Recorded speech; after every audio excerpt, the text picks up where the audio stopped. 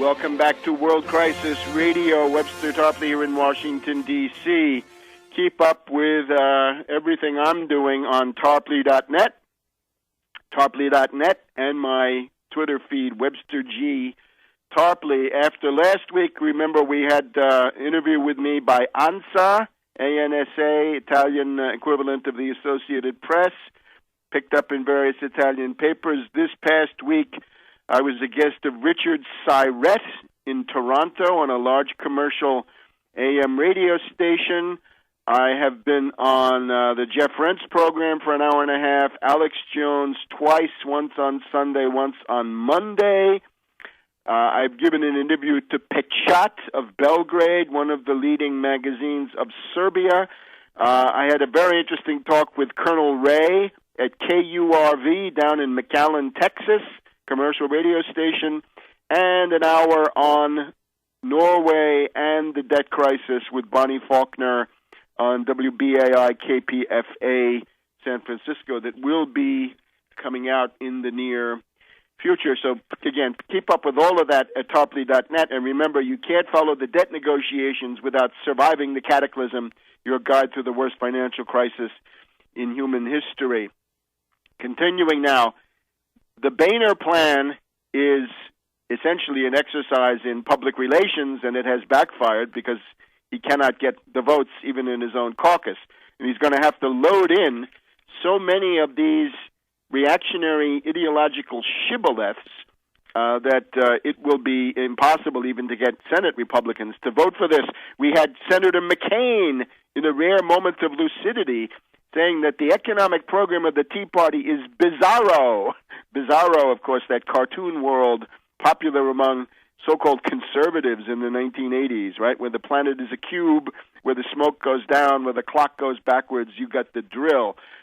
It is bizarro. This is basically what we're seeing is the triumph of the John Birch Society of the 1950s. Remember them?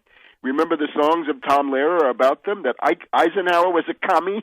Yes, right. Eisenhower was a commie, and now it's time for a balanced budget amendment, all in the same whole cloth. However, what's the alternative? Mitch McConnell. This is not acceptable for many reasons. The McConnell plan, or anything that McConnell is likely to come up with Harry Reid, and in particular Harry Reid, this is also unacceptable. Here's the plan. This, and I'm reading now from a summary by Bernie Sanders of Vermont.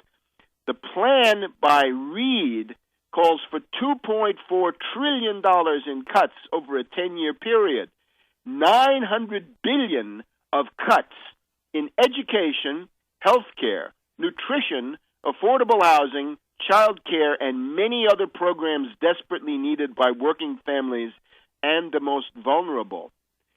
Now, there are some savings in the Harry Reid plan by ending the wars in Afghanistan and Iraq, but we don't have that extra dimension, even rolling back the Bush tax cuts. That's not involved. And naturally, I would add, we want the Wall Street sales tax. That is the tax that gets us the revenue we need and begins to reform this economy. So the Reid plan, indeed, is very bad. The Boehner plan is much worse. The Boehner plan will begin to gouge and destroy Social Security, Medicare, Medicaid, but also Head Start for kids, WIC for babies and expectant mothers.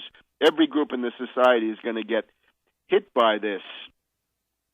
So we don't like the Reid plan. The worst thing about the Reid plan is the super committee. This is an exercise in Bonapartism. This is an exercise in departing, once again, from the Constitution, an extra-constitutional, anti-constitutional secret body. It's modeled on the Base Realignment and Closing Commission, the BRAC. And this BRAC has been a disaster. We just had a very sad moment in Washington yesterday.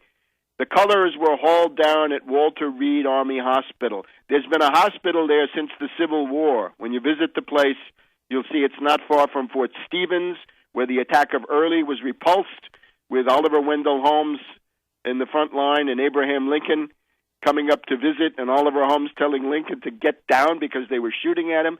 There's also, slightly south of that, there's a Union cemetery, and I'm sure CSA forces also interred there. So there's been a Army hospital at or near that site since the Civil War, since the 1860s.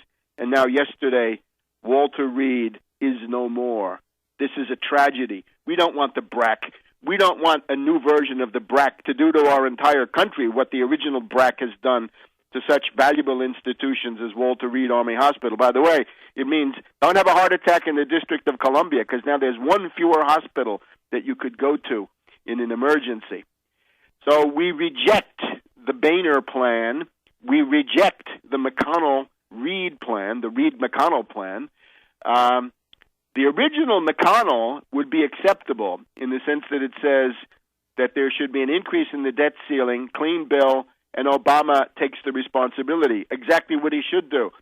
The true duplicity and corruption of Obama is that he did not immediately accept the McConnell plan when it came out 2 weeks ago, saying, yes, if you're willing to raise the debt ceiling with a clean bill, I'll take the fall. The buck stops here. I'll be happy to answer for that. My job is to take care that the laws be faithfully executed. But he didn't do that, did he? Because he's trying to destroy Social Security, Medicare and Medicaid, Head Start, and the entire social safety net, unemployment benefits in his own way. Now, here's the thing. Up until July 31st, maybe Sunday, we have time for a clean bill. One sentence, the debt ceiling is raised by $2 to $3 trillion. Basta. That's it. Nothing more. No frills, no cuts, no super commission, no genocidal attack on entitlements, no tax increases either, so everybody gets something that they want. If that does not happen, thank God, the wisdom of the evolving Constitution has provided a final backstop, and we've got to essentially begin putting the pressure on that Wall Street puppet in the White House to do what is necessary. Even Wall Street, in some factions in Wall Street, want him to do this, although others, I'm sure, will not. And this is the substance of my article of July 27th. This is in the form of a speech by the president. Unfortunately, it had to be in the length of a State of the Union address, that default is now looming. Default means that the U.S. Treasury will not be able to make payments of the 70 million or so checks that it issues every month. And those are the entitlements. Military personnel, defense contractors, any government contractor, government employees, and so on down the line. It means death on a considerable scale. It also means that if the United States defaults, the dollar will go down, Treasury securities will become insolvent, they will no longer be up to date in terms of the payments. This will lead to a radical devaluation of the central bank reserves of most of the world, or of most of the central bank reserves of most of the world, because despite a certain tendency to diversify out of the dollar, which has now been countervailed, most of the central bank reserves of the world are still in dollars. If the dollar is devalued, world panic, world chaos, disintegration, and breakdown will ensue. We don't want it. 14th Amendment. Back in a minute.